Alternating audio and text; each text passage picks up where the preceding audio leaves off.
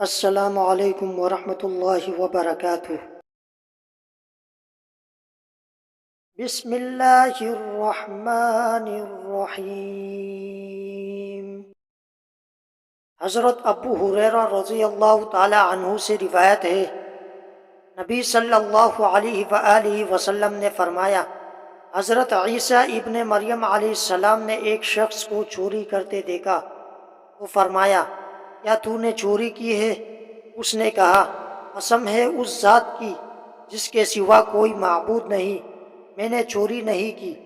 حضرت عیسیٰ علیہ السلام نے فرمایا، میں اللہ پر ایمان لاتا ہوں اور اپنی آنکھ کو جھوٹی کہتا ہوں۔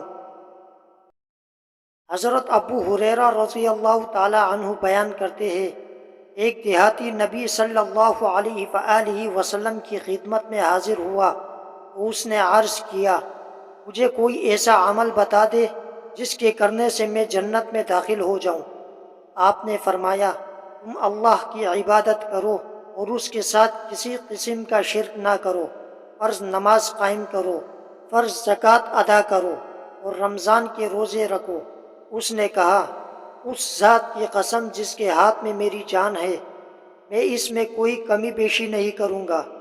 جب وہ چلا گیا تو نبی صلی اللہ علیہ وآلہ وسلم نے فرمایا، جس شخص کو پسند ہو کہ وہ جنتی شخص کو دیکھے تو وہ اسے دیکھ لے۔